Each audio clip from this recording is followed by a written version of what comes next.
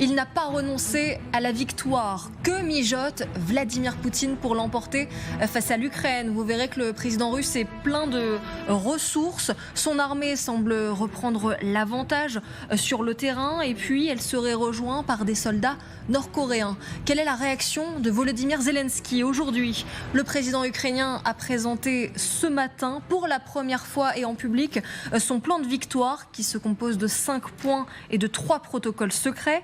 Il a notamment exclu de céder du territoire à la Russie pour mettre fin à la guerre. Le seul plan de paix qui puisse être, c'est la compréhension par le régime de Kiev que sa politique est sans perspective et qu'il est nécessaire de se réveiller. Et ça, c'est la réponse de la Russie. Il y a quelques instants, Dmitri Peskov, le porte-parole du Kremlin, on le rappelle, qui appelle les Ukrainiens à se réveiller. Finalement, il a des mots très menaçants. Sylvie Berman, il dit « Mais votre plan de victoire, Volodymyr Zelensky, on n'en a rien à faire, il ne verra pas le jour ». On sent bien qu'il y a un regain de confiance, en tout cas. Oui, ce n'est pas étonnant, parce que pour le moment, la Russie est quand même gagnante sur le terrain, même si Koursk est toujours en partie occupé. Donc il grignote, c'est pas une grande victoire, mais il remporte un certain nombre quand même de villages, de localités. Donc pour le moment, Poutine, effectivement, affiche une grande confiance. Mais on a d'un côté comme de l'autre des gens qui ont des positions qui sont jusqu'au boutiste, c'est-à-dire pas de paix, pas de négociation, pas de cessez-le-feu. La Russie pense qu'elle va gagner et Volodymyr Zelensky pense qu'avec l'aide occidentale, il a aussi les moyens de gagner, d'où ses propos sur son plan de victoire. Oui, on va regarder ce qui se passe sur le terrain. On va le voir, l'Ukraine est en difficulté. Vous allez nous le confirmer ou pas, Didier François, vous confirmez? Oui, on regarde notamment, je vous donne quelques nouvelles informations. 2 nouveaux villages sont encore tombés aujourd'hui entre les mains des Russes. Vous avez le village de Nevsk et de Krasny Yar. À l'ouest, on sait aussi que Vuhledar est tombé il y a 2 semaines. Et même dans la région de Koursk, on apprend que les Ukrainiens, qui avaient réussi une incursion depuis le 6 août, se mettent à reculer. Oui.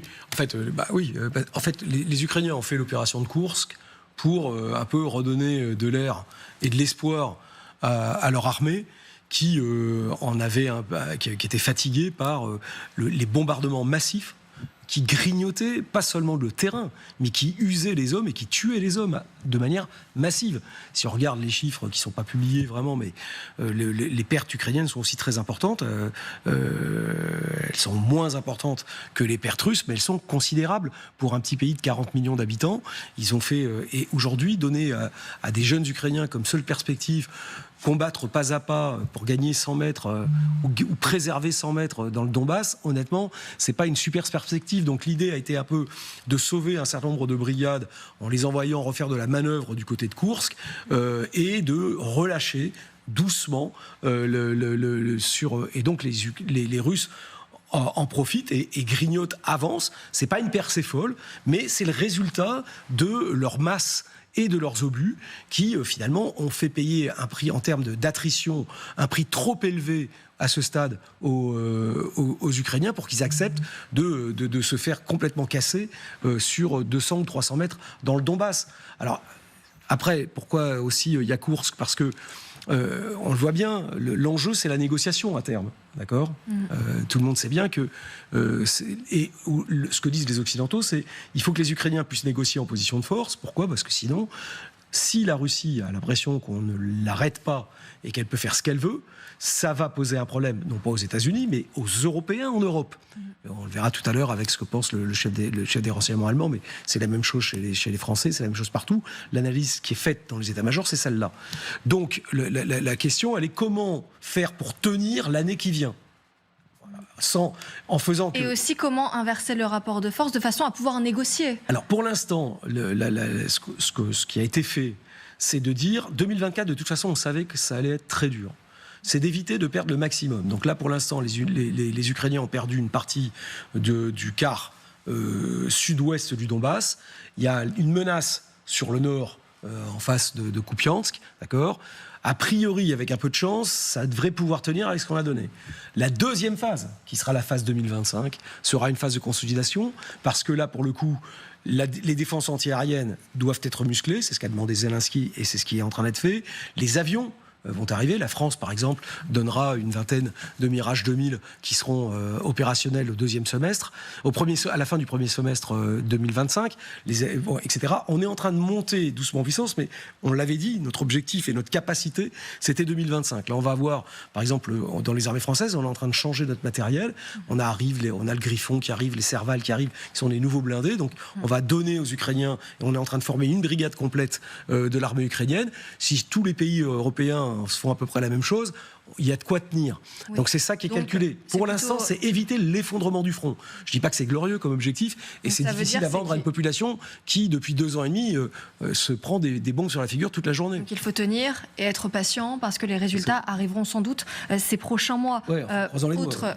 Oui, croisons les doigts. Mais regardez, d'après ce média ukrainien, Strana notamment, Magali Barthès, 15 559 désertions ukrainiennes en 2024.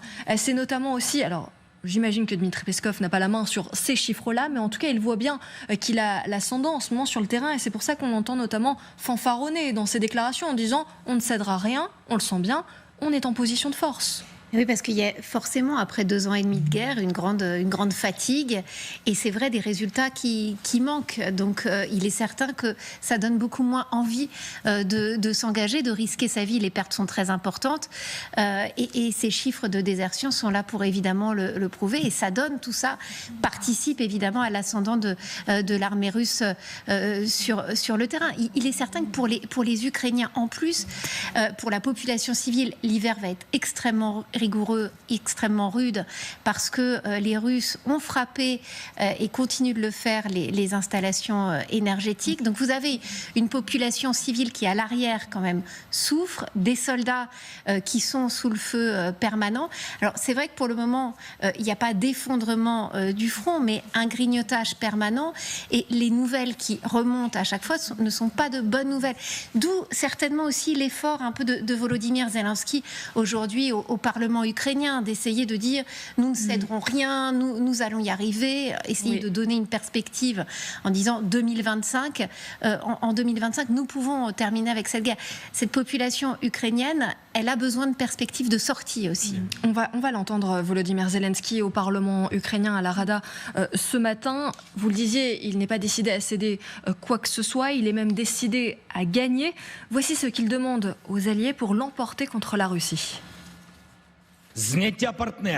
Nous demandons la levée par les partenaires des restrictions à l'utilisation d'armes à longue portée sur l'ensemble du territoire ukrainien occupé par la Russie et sur le territoire de la Russie.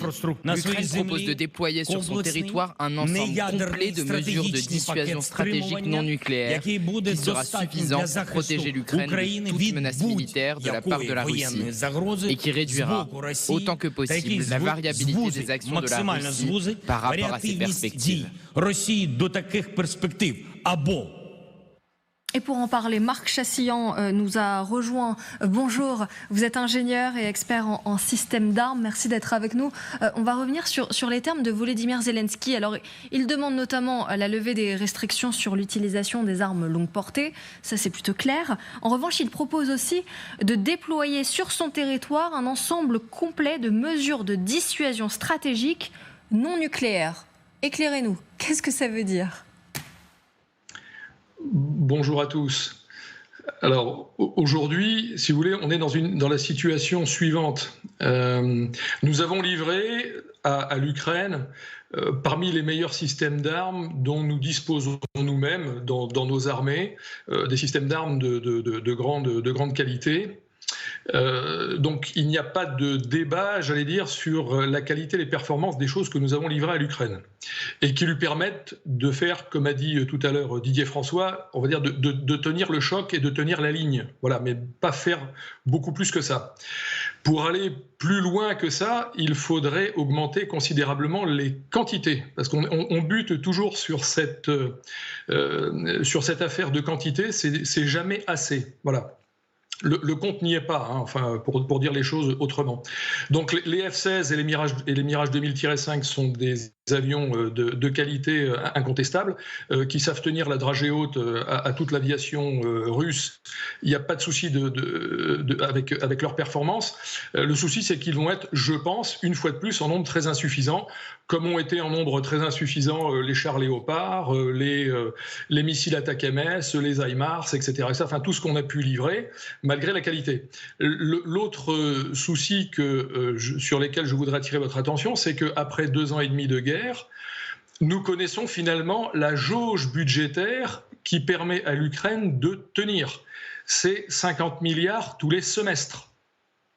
C'est ce que donne, c'est la somme à peu près totale de ce que donnent ou ce que prêtent les États-Unis et l'Europe à l'Ukraine depuis maintenant plus de 2 ans.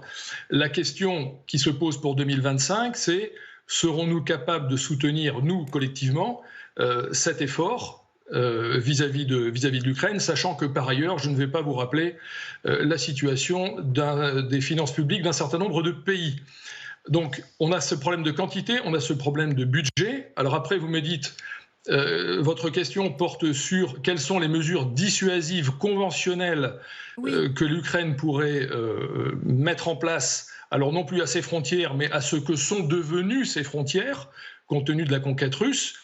En fait, c'est beaucoup plus de tous les matériels que nous avons déjà livrés.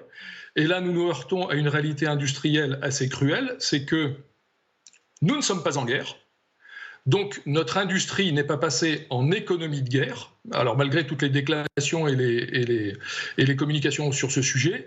Donc nous avons toujours des budgets extrêmement limités. Certains industriels, s'ils ont des commandes, ont fait des efforts pour produire en quantité supérieure à des cadences un peu supérieures.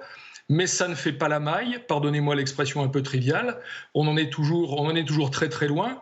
Et donc ce problème industriel n'est toujours pas résolu, même avec des transferts d'usines en Ukraine qui sont promises. Les usines, pour construire une usine, il faut entre 18 mois et 2 ans, donc vous voyez qu'on n'est pas en 2025, on est en 2026 ou 2027. Donc les armes de qualité que nous avons livrées, elles manquent cruellement en quantité. Il faudrait multiplier par 3 ou 5, suivant les systèmes d'armes, les quantités que nous avons livrées pour que l'Ukraine dissuade réellement la Russie d'aller plus loin. Oui, c'est aussi ce que vous soulignez, Didier François, c'est qu'en fait, on manque de quantité. Évidemment, tout ce qu'on envoie, c'est très utile aux Ukrainiens, mais on se retrouve quand même face à un mur, parce qu'on n'a pas les moyens, ni le courage parfois aussi peut-être, mais on n'a pas les moyens d'en envoyer 3 fois ou 5 fois plus. À ce stade, les Européens seuls n'en ont pas les moyens, c'est exactement ce qui vient d'être expliqué. La seule autre chose que pourraient faire les Européens, et c'est a priori ce qui est un peu évoqué dans l'annexe secrète qui a été envoyée à 5 pays européens, ça serait que de définir. Et c'est pour ça que, alors, j'ai essayé de faire attention à la façon dont je m'exprime, parce que c'est des sujets qui sont sensibles, mais Volodymyr Zelensky, les Russes ne veulent pas négocier. Volodymyr Zelensky ne va pas commencer à dire qu'il va lâcher du territoire. Dans les faits, ce qu'on voit, c'est que quand même, petit à petit, quand on fait l'opération de course et qu'on dégarnit partiellement les lignes de front dans le Donbass, eh ben, on voit quand même que ça recule un petit peu. En revanche, il y a des choses qui sont clairement... il y a des lieux en Ukraine. Odessa en est un, Dniepro en est une autre, Kiev clairement, sont des symboles forts et surtout la garantie d'une souveraineté ukrainienne en Europe et qui là pour le coup ne sont pas touchables du point de vue des Occidentaux. Si ça lâche là-dessus, c'est-à-dire qu'il n'y a plus d'Ukraine souveraine et que là pour le coup la Russie aura gagné la capacité à peser sur les décisions politiques de l'Union européenne. Je ne parle pas des États-Unis qui ont largement les armes pour fournir, mais qui à ce stade ont décidé de ne pas le faire. Donc dans ce cas-là, une mesure de dissuasion qui avait été évoquée par le président de la République, je le rappelle, serait le déploiement d'unités européennes sur des villes clés, non pas au front, mais pour montrer l'attachement de l'Europe à cette partie. Voilà. Et là, il y a une capacité dissuasive, mais qui est d'ordre politique, pas seulement militaire, voilà, mais qui évidemment est engagée. Ça peut être une des options qui a été discuté depuis maintenant plus d'un an avec plusieurs pays, mais qui n'est pas annoncé et qui n'est donc pas décidé. Et qui avait, on s'en souvient, provoqué de nombreuses crispations.